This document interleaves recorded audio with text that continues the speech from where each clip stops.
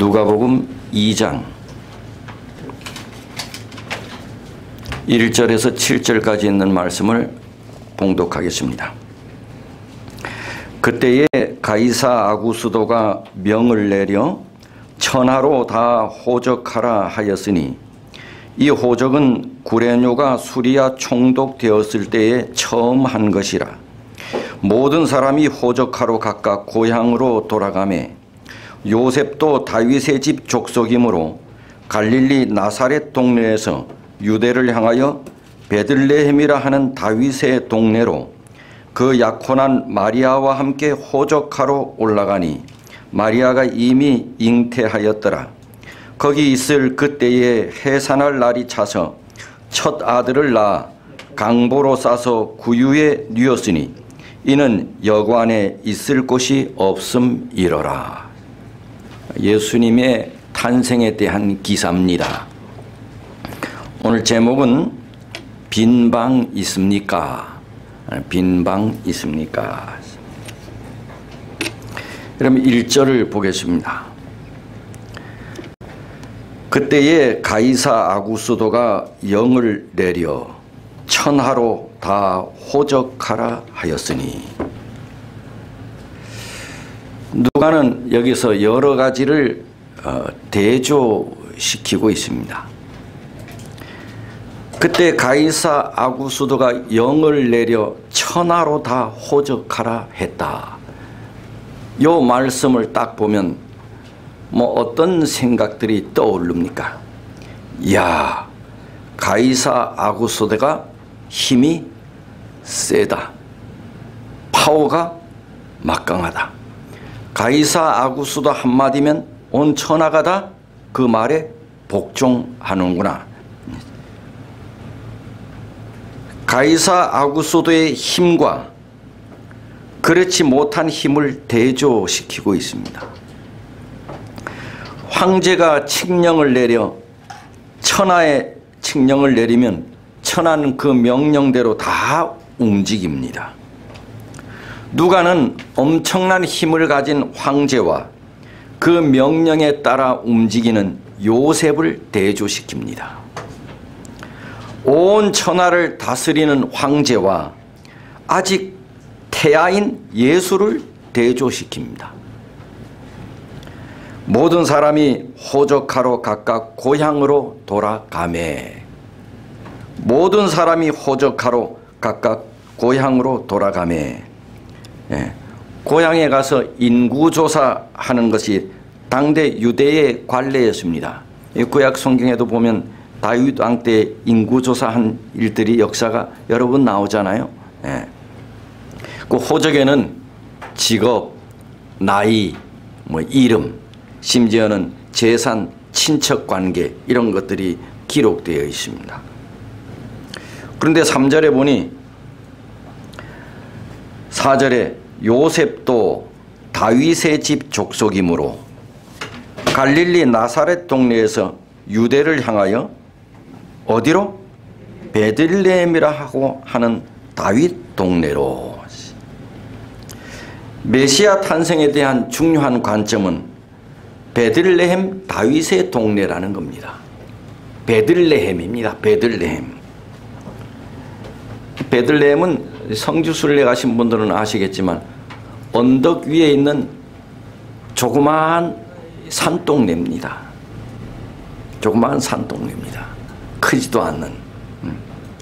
그런데 문제는 걸림돌이 요셉과 마리아가 지금 어디에 살고 있어요? 나사렛에 살고 있습니다. 근데 나사렛은 어디 있느냐? 갈릴리에 있습니다. 그런데 베들레헴은 유대에 있습니다. 이 갈릴리에서 유대까지, 이 베들레헴까지는 마리아가 살고 있는 이 나사렛에서 베들레헴까지는 약 400리입니다. 근데 그때는 산타페가 없었습니다. 오토바이 없어요. 가려면 뭐로 가야 되는 거는? 걸어서 당일에는 못 가는 여러 날 갑니다. 근데 더 문제는 또 마리아가 만삭이라는 것입니다. 만삭의 몸으로 몇 리를 걸어가야 돼? 400리를 만삭의 몸으로 걸어가야 되는 것입니다. 왜냐하면 임산부들이 지금은 임산부들이 애 낳을 때 다 어디서 나요?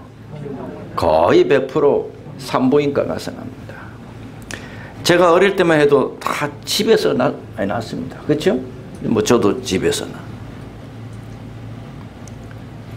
그런데 날 때 보통 친정집 갑니까? 시어머니 갑니까? 왜요? 편하니까 친정해야지. 요즘은 다 자연분만하고 산부인과로 가는데, 그런데 해산을 코앞에 두고 만삭이 된 여자가 400리 길을 걸어서 간다고 하는 것은 이거 어떻게 보면 가능치 않은 것 같기도 하는 이 장애입니다. 그런데 성경에 보면 분명히 어디서 나야 돼? 베들레헴에서 나야 되는 것입니다. 이 성경이 큰일입니다. 이제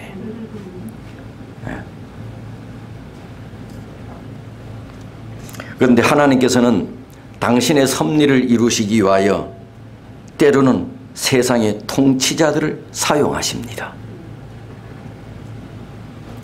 하나님의 도구로 사용되기도 합니다. 그게 가이사 아구스도입니다. 가이사 아구스도의 명이 없었다면 어떻게 할 뻔했나? 만약 가이사 아구스도의 명이 없었다면 만삭이 된 마리아는 어디서 그만 애를 낳을 수밖에 없어요? 나사렛. 그러면 성경의 약속이 틀리지는 것입니다. 성경의 약속이 틀리지다는 얘기는 하나님의 말씀이 틀리다는 얘기예요. 이루어지지 않다는 거예요. 그러면 나도 안 믿었을 것입니다. 약속도 틀리는데 아주 큰 위기입니다. 만삭이 됐습니다. 근데 가이사 아구스도가 호종 명령을 내렸습니다. 시대의 소망 43쪽에 보면 옛날에 사로잡혔던 주의 백성들을 해방시키기 위해 고레스 왕이 세계적인 대국의 왕위의 부름을 받았던 것처럼, 고레스 왕이 뭐예요? 페르시아의 초대 왕인데 이스라엘 백성을 고국으로 돌아가라는 명을 내린 왕이잖아. 근데 성경에는 이미 약속이 되어 있거든요. 근데 고레스 왕이 그 명령을 내리지 않았다면 하나님의 약속이 틀린 것이. 근데 하나님께서는 고레스 왕을 당신의 도구로 사용하여 고국으로 돌아가라고 하는 명을 내리게 됐듯이, 그랬듯이 가이사 아구스도도 예수의 어머니를 베들레헴에 인도하는 일에 하나님의 목적을 성취시킬 한 도구가 되었다. 가이사 아구스도가 뭐 하나님을 믿어서가 아니고 하나님께서는 가이사 아구스도를 하나님의 말씀을 성취시키는 도구로 사용했다. 예수의 어머니는 다윗의 혈통인데 다윗의 자손은 다윗성에서 탄생해야 했다. 어디서 탄생해야 한다는 얘기예요? 베들레헴. 베들레헴을 다윗의 성이라 불렀다는 말이에요. 베들레헴에서 탄생돼야 해. 그런데 만삭이 된 몸으로 나사렛에 지금 살고 있어. 여기서 아이를 낳아야 돼. 그러면 하나님의 약속의 말씀이 성취되지 않게 돼. 그런데 마침 이때 가이사 아구스도가 뭐를 내렸다고요? 호정 명령을 내려서 어차피 어디로 가야 했다? 만삭의 몸을 이끌고 베들레헴으로 가야 했다. 그래서 거기서 아기 예수를 탄생했다. 그래서 하나님의 말씀이 약속이 성취되었다. 가이사 아구스도는 하나님께서 쓰시는 도구로 사용되었다. 그래서 이 마리아는 요셉과 아직 결혼을 안 한 상태입니다. 약혼한 상태입니다. 약혼녀와 함께 호족하러 올라가서 이미 잉태가 되었다 했어요. 여러분, 그러면 왜 만삭이 된 마리아가 요셉과 함께 갔을까? 아, 왜 남자 혼자 가면 안 됐나? 당시 로마법에 의하면 여자도 호적해야 할 의무가 있었어. 그런데 여자가 직접 가지 않아도 돼. 여자도 호적해야 돼. 근데 여자가 직접 가지 않아도 돼. 그럼 누가 해도 된다는 얘기예요? 나사렛은 동네 이름이지 사람 이름이 아니지. 남편. 요셉이 해도 된다. 여자도 호적을 해야 되는데 여자는 자기가 직접 하지 않아도 된다는 거지. 그럼 남편이 해도 된다는 거야. 근데 왜 굳이 마리아가 갔을까? 이거는 성경이나 예언의 신에 나온 답은 아닙니다.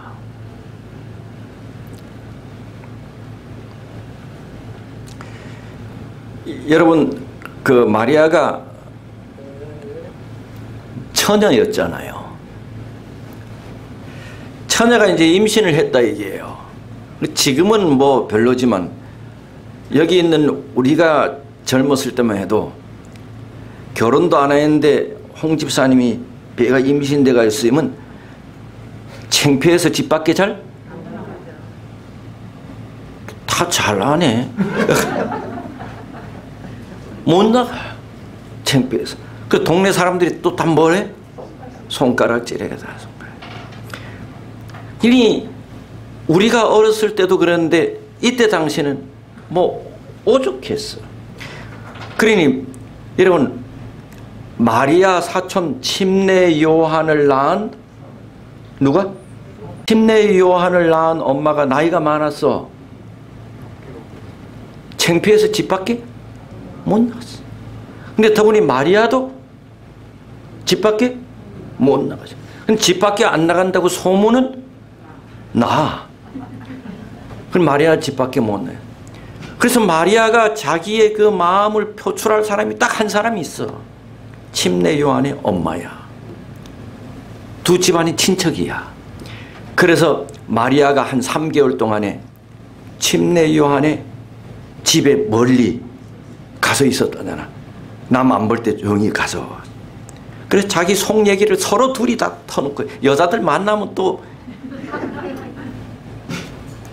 한 여자는 나이가 많아서 지금 이제 애를 낳게 되고, 한 여자는 처녀로서 이제 애를 낳게 되고, 둘이 이제 친척이야.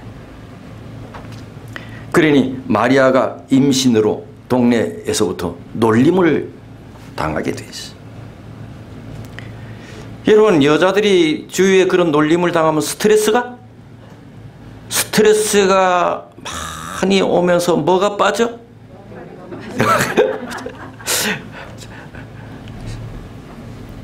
여자도 머리가 빠져요.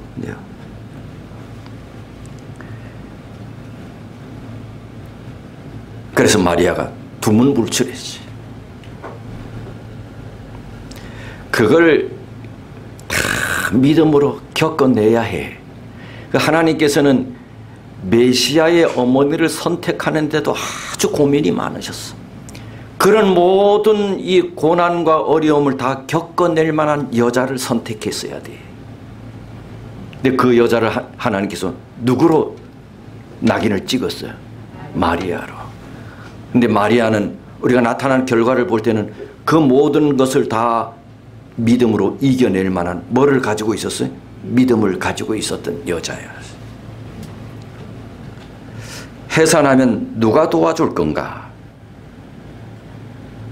그래서 세인의 비난을 피하고 혼자 두고 가는 것이 두렵고 걱정이 되었을 것이에요, 요셉이. 이런 상황에서 해산하면 누가 도와줘야 돼요?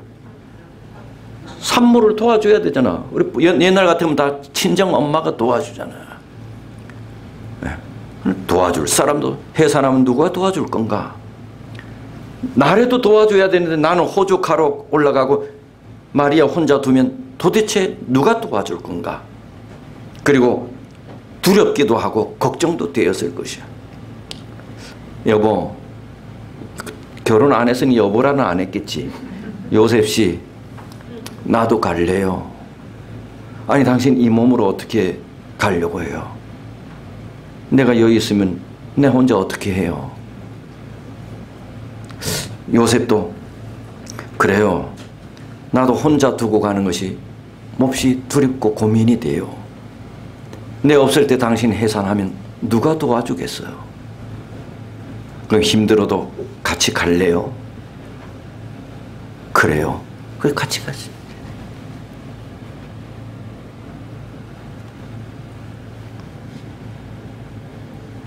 그래서 거기 있을 그때에 해산할 날이 차서 첫 아들을 낳아 강보로 싸서 구유에 뉘었으니 여관에 있을 곳이 없음이러라. 그래서 베들레헴에 호적하러 갔다가 거기서 이제 아이를 예수를 낳았었지. 요셉과 마리아는 멀고도 먼 귀향 길입니다. 400리 길을 만삭이 된 여자가 걸어서 가는 것입니다. 수많은 사람들이 조그만 시골 동네 베들레헴에서 인구조사하기 위해서 인산인해로 모여들었다 그랬어요. 요셉과 마리아도 여러 날 걷고 걸어서 만삭의 몸으로 베들레헴에 도착합니다. 그 400리 길을 그렇게 갔으니 이러면 아무리 예쁜 여자도요 만삭이 돼서 이러면 그렇게 이쁘지 않아. 거기다 400리 길을 걸어서 먼지투성이요. 그러니 이 보면 딱 여관 주인들은 딱 보면 이 돈 있는 사람인지 아닌지 딱 감이 오잖아. 그러니 만삭은 됐지.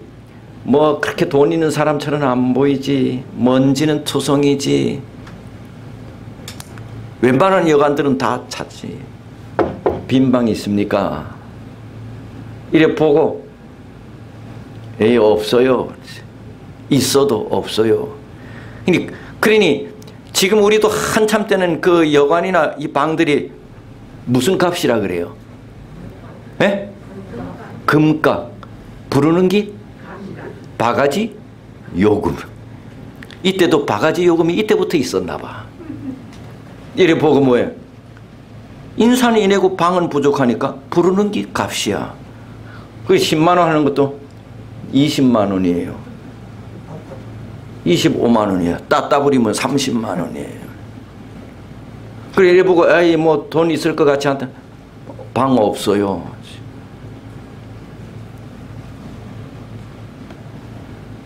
여관마다 사람 천지 쉴 곳이 없었어. 그런데 안에는 그만 산기가 있는 겁니다.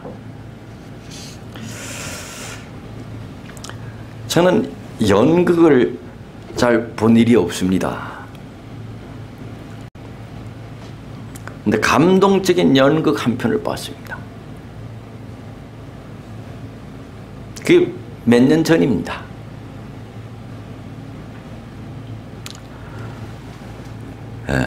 그 제목이 빈 방 있습니까? 근데 이걸 제가 그 전에 어떤 글을 읽은 일이 있습니다. 그 제목이 빈 방 있습니까?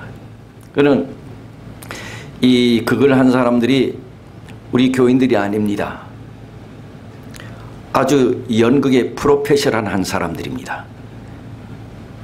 이 남주인공이나 이 감독이 한국 예술 이 고등학교 교장이고 그 선생들을 위시해서 이제 그걸 이제 꾸민 사람들인데, 빈 방 있습니까? 이 크리스마스 연말을 전후해서 하는데 아주 프로들 그렇게 역시 아무나 하는 게 아니구나. 근데 그때 내가 잘 울 것 같은 사람처럼 보여요. 찔러도 피 한 방울 안 날 사람처럼 보여요. 근데 나도 울었어. 안 운 사람이 없어. 꽉 찬 그 교회. 내용이 이렇습니다. 간단하게. 연극의 주인공이 요셉이나 마리아가 아니었습니다. 그렇다고 예수도 아니었습니다. 주인공은 박덕구입니다. 그 박덕구가 맡은 역할은 여관 주인입니다. 근데 그 연극에서 여관 주인이 하는 말이 딱 한 마디입니다. 그 뭐예요? 우리 집에 빈 방 없어요. 이 박덕구는 조금 부족합니다. 그러니까 이 감독이 얘한테 딱 거기에서 한마디 하는 것만 맡겼습니다. 오면은 마리아가 만삭이 된 마리아가 오면은 이 여관 주인이 하는 것이 딱 한마디예요. 우리 집에 빈 방 없어요. 한마디 하는. 근데 이걸 이 박덕구가 조금 부족하니까 수없이 반복해서 연습합니다. 딱 한마디 하는데 우리 집에 빈 방 없어요. 이걸 좀 더듬으면서 합니다. 우리 집에 빈 방 없어요. 이거 한마디 하는 것입니다. 수없이 많이 연습했어요. 이제 실제 연극이 시작되었습니다. 연습할 때는 그렇게 곧 잘 하더니 이제 수많은 자기 앞에 관객들이 다 모였습니다. 마리아가 만삭이 된 마리아가 요셉과 함께 나왔습니다. 빈 방 있습니까? 요셉이 물었습니다. 그때 여관 주인 박덕구가 나와서 우리 집에 빈 방 없어요. 이렇게 해야 합니다. 자기가 그렇게 많이 연습했어. 근데 딱 그거 보는 순간에 그가 마음에서 갈등이 일어납니다. 자기가 맡은 역할은 우리 집에 빈 방 없습니다. 그래서 그걸 수없이 많이 했어. 근데 그것을 말을 해야 되는데 이 사람들을 보니까 우리 집에 빈 방 없어요 라고 말을 할 수가 없었습니다. 한동안 마음속에 갈등이 일어났습니다. 그러니 저 뒤에서 박덕구에게 빨리 얘기해 막 갈등을 하다 자기가 맡은 역할과 자기 본심 사이에서 오락가락 하다가 그 요셉과 마리아를 향하여 우리 집에 빈 방 있어요 말했습니다. 우리 집에 빈 방 있어요. 거기까지 그 연극을 보면서 이거 눈물 닦느라고 옆에 우리 집사람이 있지 안 오는 것처럼 하면서 하면서 눈물도 이렇게 그러면서 옆에 살짝 이래 보면 그 남자들이나 뭐 안 오는 사람이 없어. 우리 집에 빈 방 있어요. 사랑하는 성도 여러분, 여러분의 마음에 예수님을 모실 만한 빈 방이 있기를 바랍니다. 내가 맡은 역할이 뭐든지 내가 맡은 역할이 빈 방이 없다고 하는 것이라 할지라도 여러분의 마음에 예수님을 모실 빈 방이 있기를 바랍니다. 유대인들은 아무도 산모에게 방을 양보하지 않았습니다. 그 결과 하나님의 아들이 이 땅에 오셨는데도 여관에 빈 방이 없습니다. 결국 산모는 외양간으로 들어가고 하늘에서 오신 메시아는 외양간에서 출생하게 됐습니다. 여기는 소, 말, 양, 염소가 쉬고 잠자는 외양간입니다. 제가 그 외양간에 가봤습니다. 그게 진짜 2000년 전에 예수님께서 탄생하신 외양간인지는 모르지만 그 외양간이 이렇게 되어 있었습니다. 토굴입니다. 토굴이야. 이 돌을 깎아서 만든 이런 토굴이에요. 그런데 이 양을 치던 사람들이 자기 집에 놔두고 이 양치는 여기서 한 몇 달간 목자가 거기서 먹고 자고 하면서 기거하는 그런 외양간입니다. 집입니다. 거기에 밤에는 이 자기 짐승들을 다 그 안에 들어놓고 그 안에 들어가면 저 끝에 이렇게 돌판으로 이렇게 돼 있어. 거기서 잠잡니다. 그리고 그 굴 안에는 다 양들이 짐승들이 다 자게끔 아니 넓어요.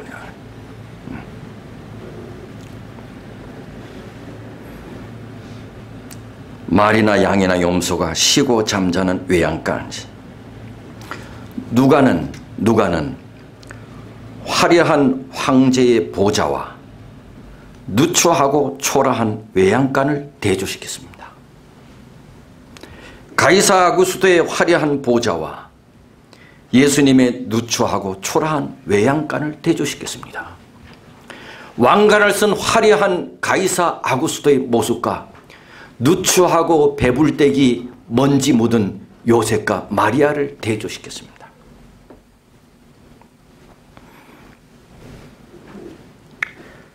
예수님의 고난, 예수님의 십자가는 언제 시작되었나? 예수님의 십자가는 바로 외양간에서 시작되었습니다. 외양간은 예수님의 고난의 현장입니다. 마리아는 외양간에서 첫 아들을 낳습니다. 첫 아들의 응애 응애 하는 소리가 가만히 귀담아 들어보면 들립니다. 예수님의 응애 소리도 우리가 키워온 우리 애들의 응애 소리하고 똑같았습니다. 마리아는 아주 특별한 아들을 포대기에 쌓아 외양간에 눕혔습니다. 누가는 따뜻하고 포근한 아구스도의 방과 춥고 까칠까칠한 외양간 방을 대조시켰습니다. 고난의 공간입니다.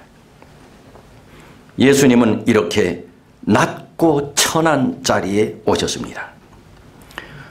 우리같이 그렇게 호화로운 주택이 아니라 할지라도 따뜻한 안방도 아니었습니다. 거칠하고 냄새나는 짐승의 자리에 오셨습니다. 우리보다 더 낮은 자리에 오신 것이지요.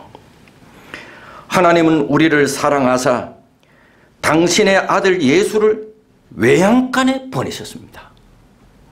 당신의 아들 하나님을 외양간에 보내시다니요. 말이 되는 얘기입니까? 하나님이신 당신의 아들을 외양간에 보내셨습니다. 그 이유를 한마디로 말씀하시기를 우리를 사랑하사, 우리를 사랑하사.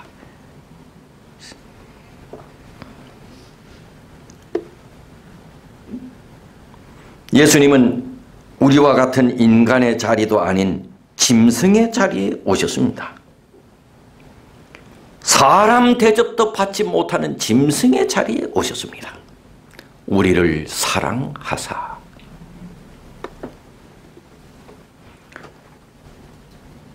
예수님은 가장 높은 곳에서 그야말로 우리보다 더 낮은 가장 낮은 자, 가장 낮은 자를 구원하기 위하여 더 가장 낮은 곳 외양간에 오셨습니다. 하나님의 나라는 외양간에서 시작합니다. 세상에서는 아구스도 황제 같은 사람을 구주라고 믿고 의지합니다. 오늘날도 궁궐에 살고 왕위에 앉은 지도자를 평화의 지도자라고, 평화와 번영이 온다고 기대합니다. 그런데 예수님은 외양간에 오셨습니다. 만민에게 평화와 화평을 안겨주는 구세주는 외양간에 오셨습니다. 사랑하는 여러분, 예수님을 만나려면 낮은 곳으로 내려가야 합니다. 우리의 머리와 이상이 높은 곳에 두면 예수님을 만날 수 없습니다. 그곳에는 예수님이 안 계십니다. 예수님은 가장 낮은 자리 외양간에 오셨습니다. 예수님을 만나려면 낮은 자리로 가야 합니다. 내가 목사든 내가 장로든 내가 집사든 내가 50년을 예수를 믿었든 상관없이 주님을 만나려면 가장 낮은 자리로 가야 만날 수 있습니다. 겸손해야 만납니다. 주님은 그런 곳에 계십니다. 다가오는 한 해 주님을 만날 수 있는 자리에서 늘 주님을 만나며 사는 우리 모든 성도들이 되시기를 간절히 바랍니다. 하나님 아버지, 오늘도 만왕의 왕 만주의 주가 되시는 우리 하나님을 찬양하며 높여드리는 자리에 우리를 불러주셔서 기쁨의 예배를 드릴 수 있도록 해주시니 감사드립니다. 오늘도 우리로 하여금 하나님의 귀한 말씀을 듣게 해주셔서 감사합니다. 두터운 외투로 온몸을 감싸는 쌀쌀한 겨울이지만 하나님께 예배드리고자 이 자리에 나오게 해주셔서 감사합니다. 이 예배를 기쁘게 받으시고 영광을 받아주셨음을 감사합니다. 오직 주께만 집중하며 순결한 마음으로 주님 앞에 나올 수 있도록 성령 하나님께서 이 시간 우리의 마음을 충만케 해주셔서 감사합니다. 주님 오시옵소서. 현실의 벽에 막혀 소망과 희망을 잃어버린 사람들의 마음에 소망의 왕으로 오시옵소서. 병들어 신음하는 이들을 치료하는 치료의 왕으로 오시옵소서. 주님 오시옵소서. 대지를 적시는 단비로 오시어 메마르고 황량한 우리의 심령에 생명의 강이 흐르게 하시고 냉랭하고 식어진 우리의 마음에 뜨거운 사랑의 불길로 우리에게 오시옵소서. 미워함과 분노가 많은 우리의 마음속에 화평과 사랑의 왕으로 우리에게 오시옵소서.